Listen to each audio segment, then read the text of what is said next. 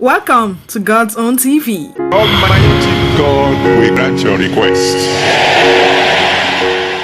Salvation Ministry members brutalized journalists. There has been a widespread outrage after members of Salvation Ministries, founded by Pastor David Ibiyeomie, reportedly attacked and brutalized a journalist, accusing him of spying on the church after raising a fire alarm. The journalist, identified as Amadi Precious, was reportedly beaten unconsciously by members of the church after raising an alarm about a fire outbreak at Glorious Chapel located at 17 Birabi Street, GRA, Port Harcourt. Amadi recounted his audio on Facebook, stating that while returning from work, he noticed flames within the church premises. Acting swiftly, he assisted in evacuating chairs and fetching water to contain the fire. He also repeatedly called the Rivers State Fire Service, but his distress calls went unanswered. Despite his effort, some church members allegedly turned on him, accusing him of being a spy and falsely claiming he had been sent to attack the church leader, Pastor David Ibiyeomie. The situation escalated as they reportedly beat him mercilessly, damaged his 2 phones, and inflicted multiple injuries. In an attempt to seek help, Amadi posted an SOS message on Facebook, which further enraged the church members. He alleged that under the supervision of some junior pastors, he was subjected to further assault, accused of causing the fire, and locked in a room for several hours. He was eventually released around 1 a.m. the next day, but not before church members allegedly deleted his social media posts and wiped data from his phone to erase evidence. Amadi said despite clear signs of a fire, they continued to deny that an incident had occurred. In his words, he wrote, "Good morning, everyone. I am here to share my ordeal at the hands of overzealous members of Salvation Ministries, Glorious Chapel, located at 17 Birabi Street, GRA, Port Harcourt. While returning from work, I noticed a fire outbreak at the church premises.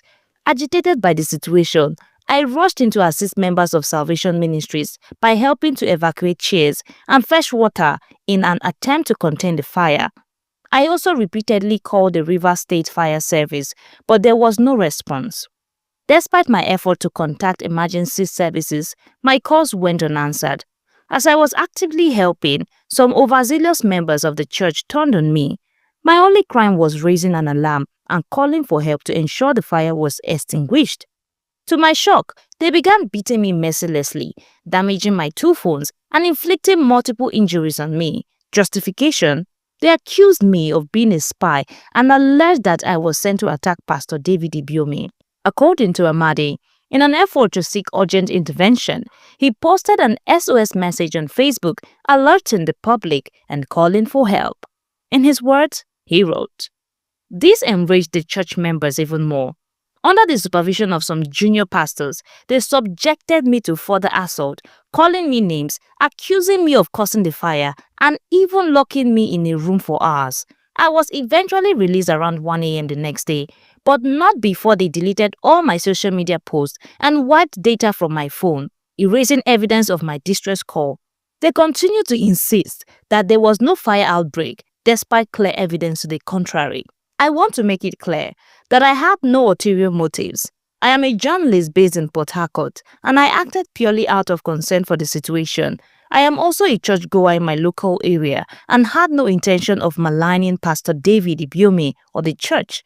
Despite my genuine effort, I was brutally beaten, accused of being an enemy of the church, and locked up under the supervision of a pastor. I was told to deny that the fire ever happened. I was left injured with my phones destroyed and warned not to speak up. This will not be the last that is heard of this injustice. I demand accountability for the actions of those who assaulted me. My only crime was calling the authorities to help put out a fire.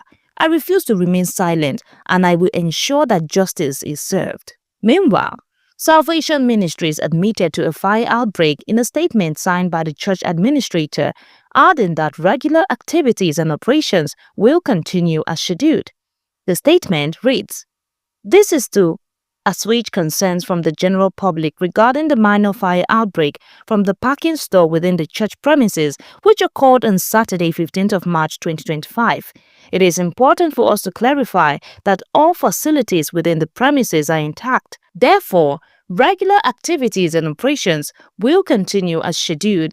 We hereby urge everyone to disregard any false information, and we appreciate concerns expressed by members of the public.